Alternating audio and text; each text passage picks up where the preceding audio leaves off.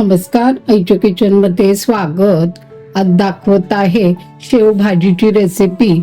साहित्य सांगते, एक मध्यम आकाराचा कांदा, हे सुकं खोबरं आहे, पातळ काप केलेले आहेत, टोमॅटो, कढीपत्त्याची पानं, लसूण, आलं, शेव आणि हे मसाले आहेत, लाल तिखट, धना पावडर, हळद, गरम मसाला आणि किचन किंग मसाला। हे एवढं साहित्य लागणार आहे शेव भाजी करता। थोडंसं तेल घातलंय, त्याच्यात आपण हे खोबऱ्याचे काप छान खरपूस करून घ्यायचे। जर आपण सुकं खोबरं आणि कांदा हे चुलीवर भाजलं तर त्याचं खूप छान चव येते, पण आता आपल्याकडे शहरात शक्य नाहीये, म्हणून मी हा बिडाचा तवा आहे माझ्याकडे, वापरते मी तो, त्याच्यातच हे भाजून घेतेय। आता थोडंसं लालसर होईपर्यंत भाजायचं, थोडंसं तेल टाकलेलं आहे। आता खोबरं छान झालंय, लाल भाजून लालसर रंग आलेला आहे, आता ते काढून घेतेय। कांदा परतून घ्यायचा आहे,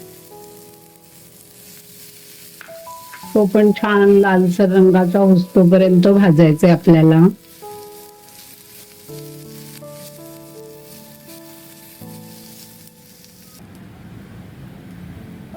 आता कांदा छान लाल झालेला आहे, आता आपण त्याच्यात टोमॅटो घालायचा आहे आणि टोमॅटो छान मऊ होईपर्यंत छान परतवून घ्यायचा आहे त्याच्यात। आता टोमॅटो पण छान परतवून असा मऊ झालेला आहे, गॅस बंद करतेय आणि आता हे थंड झालं की आपल्याला वाटून घ्यायचंय खोबरं आणि कांदा, टोमॅटो, त्याच्यातच आलं, लसूण आणि कढीपत्ता असं घालून छान वाटून घ्यायचंय आपल्याला। आता हे सगळं गार झालंय, आधी सुकं खोबरं घालतेय, त्याच्यानंतर टोमॅटो, कांदा,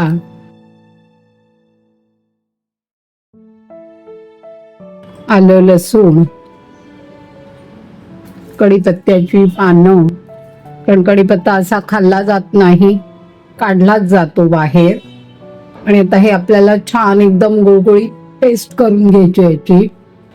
आता कढईत तेल तापत ठेवलेलं आहे, थोडंसं तेल तापलं की आता आपल्याला हे वाटलेलं आहे ते घालायचंय।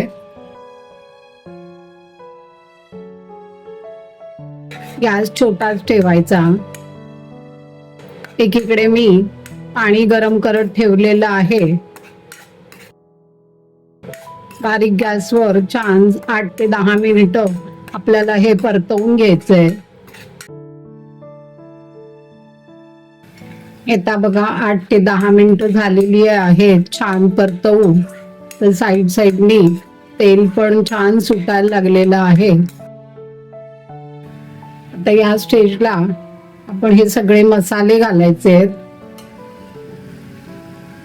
लाल तिखट अर्धा चमचा घेतलेला आहे, हळद पाव चमचा, धना पावडर पाव चमचा, गरम मसाला मी 1 चमचा घेतलेला आहे, हा 1 चमचा घेतलेला आहे, आणि किचन किंग मसाला, जर किचन किंग मसाला नसेल तरी चालू शकतो, असला तर घालावा, स्वाद खूप छान येतो। हे सगळे मसाले घालतेय आणि एकदा परत छान बारीक गॅसच ठेवायचा आहे।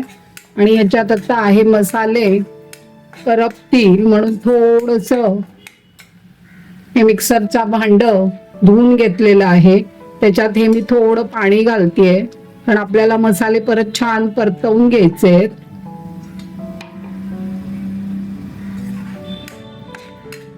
हे पण आपल्याला 3 ते 4 मिनिटं छान परतवून घ्यायचंय, कारण मसाल्याचा स्वाद सगळ्या त्या ग्रेव्हीत उतरायला पाहिजे।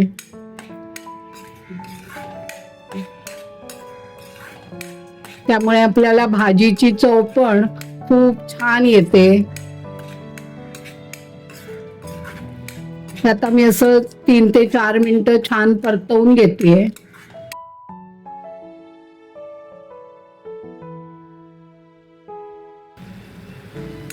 तर इथे खूप छान खमंग वास दरवळतोय.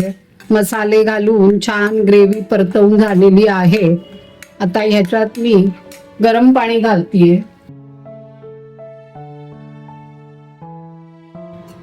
आणि छान असं परत सगळं ढवळून घ्यायचंय आपल्याला.